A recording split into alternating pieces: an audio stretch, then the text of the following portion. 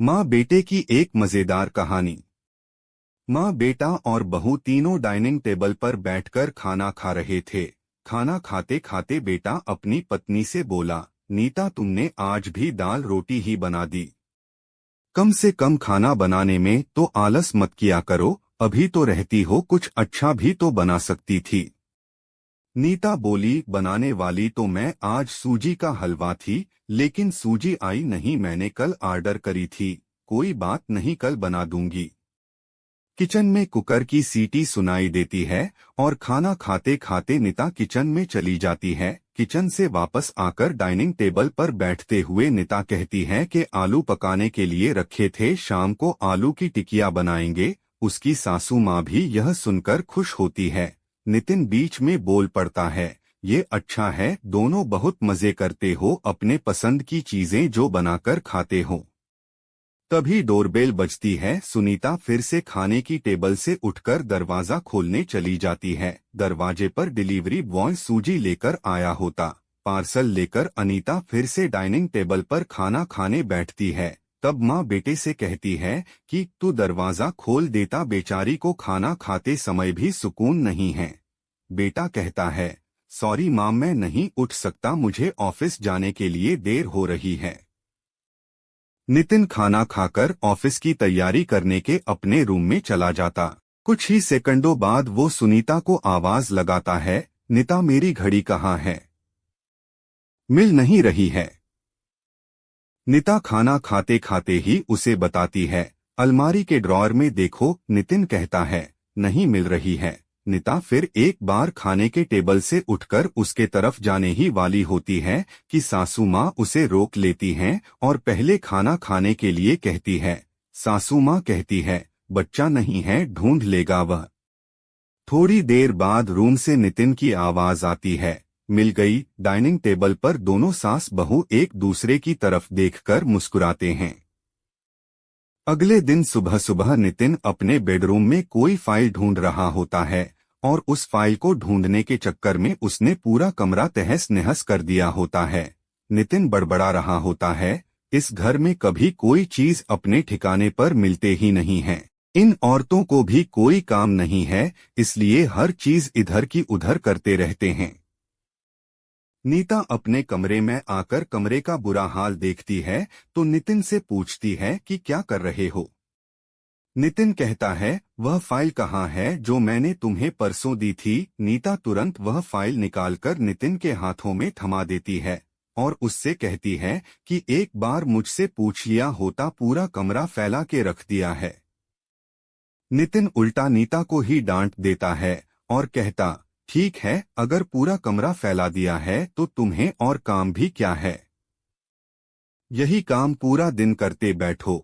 कभी कभी लगता है मुझे हाउसवाइफ से शादी करनी ही नहीं चाहिए थी। इतना बोलकर नितिन ऑफिस के लिए निकल जाता है। पति पत्नी की यह बातचीत माँ भी सुन रही होती है, जिसका नितिन को पता नहीं होता। अब माँ और नीता नितिन को सबक सिखाने के लिए प्लान बनाते हैं। अगले दिन सुबह सुबह जब नितिन नींद से जागता है तो नीता को चाय के लिए चिल्लाकर कह रहा होता है। पास ही में सोफे पर बैठी माँ उससे कहती है, नीता नहीं है, वह अपने माँ के घर गई है, कोई जरूरी काम था। नितिन फोन निकालकर नीता को कॉल करने लगता है। तब माँ उसे रोकते हुए कहती है, फोन मत कर, माँ के घर ही तो गई है, आज आएगी 2-3 दिन में। नितिन फोन रख देता है और माँ से कह रहा होता है कि माँ चाय। तभी माँ बोल पड़ती है, हाँ हाँ 2 कप बनाना, मैं भी पीऊंगी।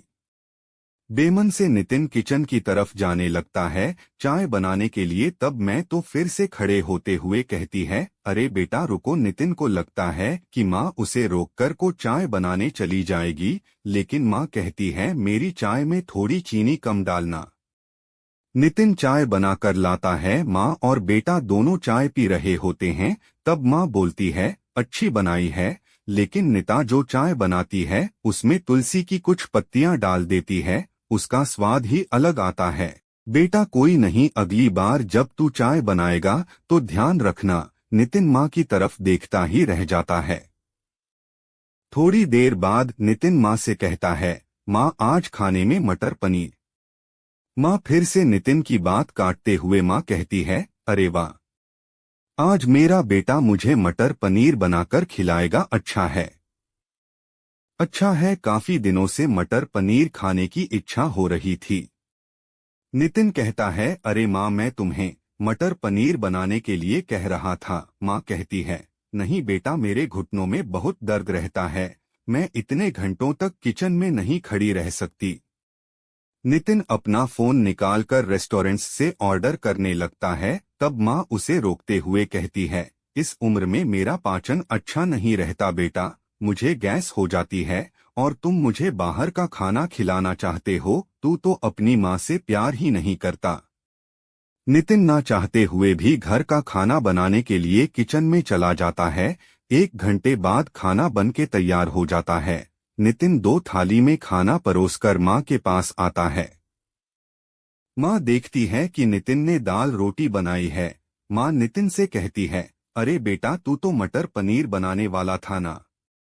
नितिन कहता है, माँ यह आसान था बनाने के लिए। माँ कहती है, निता होती तो मुझे आज मटर पनीर बनाकर ही खिलाती। चलो कोई बात नहीं, मैं कहाँ हर दिन मटर पनीर खाती हूँ, आज भी दाल रोटी ही खा लूंगी। अब बैठ साथ में मिलकर खाते हैं।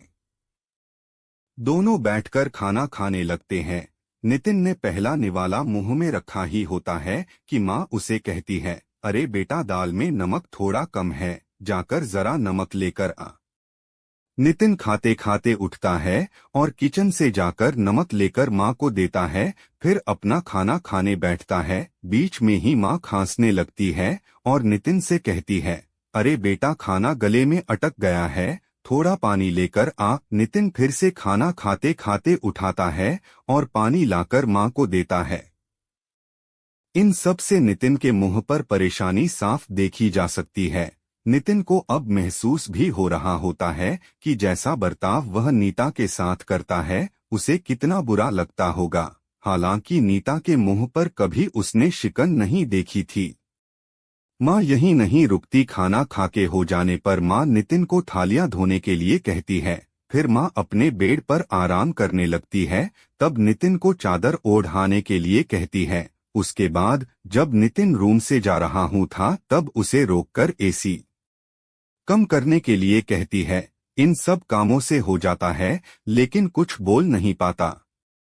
अगले दिन सवेरे सवेरे नितिन खाना बनाने के लिए सब्जियां काट रहा होता है, लेकिन उसका ध्यान सब्जियों पर नहीं होता। वह नीता के बारे में सोच रहा होता है और पछतावा कर रहा होता है कि वह कितना गलत था कि हाउसवाइफ का काम आसान होता है।